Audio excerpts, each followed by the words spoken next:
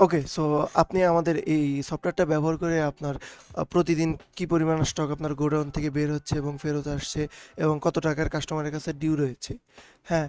এবং আপনি যদি আপনার দৈনিক সামারিটা করতে চান তাহলে এটা কিভাবে করবেন? এটা খুবই ইজি।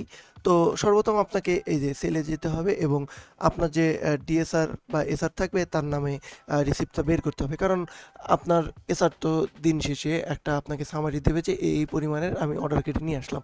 তো আপনি তাকে তার নামটা এখানে শুধু দিবেন। এটা একবারই করতে হবে। ধরলাম তার নাম হচ্ছে রাব্বি। আ এরকম করে রাব্বি এসআর দিবেন। তাহলে এই এসআরটা অর্ডার কেটে নিয়ে আসছে এবং আ কমা দিয়ে আপনি আপনার যে ডিএসআর থাকবে তার নাম দিবেন। ধরলাম মামুন নাম। ঠিক আছে? মামুন ডিএসআর। এরকম করে তার নামটা দিয়ে আপনি অর্ডারটা প্লেস করবেন। ঠিক আছে? এই ম্যানুয়াল অ্যাড প্রথমবারই করতে হবে। পরবর্তীতে আপনি এতে সিলেক্ট থেকে তার নামটা সিলেক্ট করে দিবেন অথবা সার্চ করে তার নামটা সার্চ করে নিয়ে আসতে পারেন। কোনো সমস্যা নেই। ঠিক আছে? আমি আপাতত সিলেক্ট করে নিচ্ছি কারণ আমি অলরেডি তাকে একবার অ্যাড করে নিয়েছিলাম। ধরলাম যে এটা ফজলে রাব্বি হচ্ছে আমার রাব্বি হচ্ছে আমার এসআর এবং ডিএসআর হচ্ছে মামুন। আমি এক্সাম্পল হিসেবে ধরে নিয়েছি।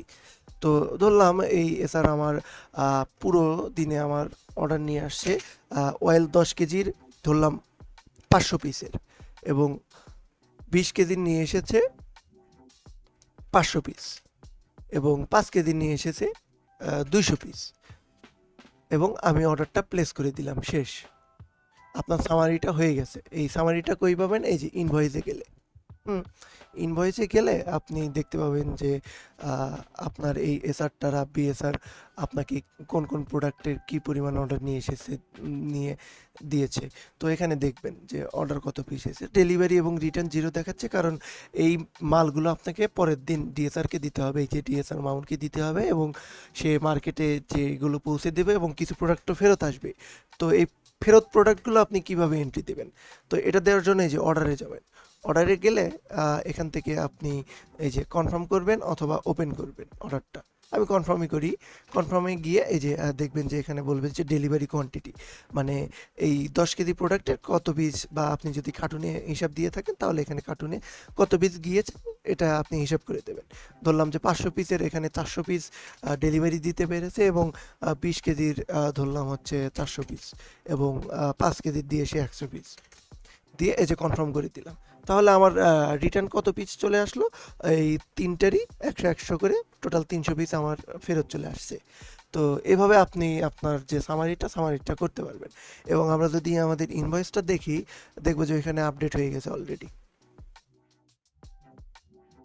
এই যে অর্ডার আসছিল 500 পিস এবং ডেলিভারি হয়েছে 400, এবং রিটার্ন আসছে হচ্ছে 100 পিস। ঠিক আছে?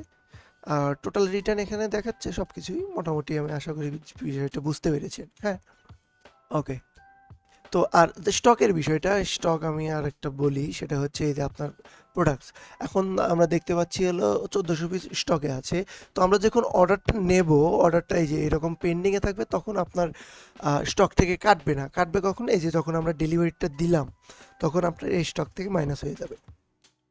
তো আশা করি বিষয়টা বুঝতে পেরেছেন যে এটা কিভাবে ব্যবহার করতে হবে। তো সর্বপ্রথম আপনাকে এরকম একটা ড্যাশবোর্ড দেওয়া হবে। তো ড্যাশবোর্ডের সব ডাটা আপনাকে ক্লিন করে নিতে হবে এই যে ফ্যাক্টরি রিসেট দিয়ে।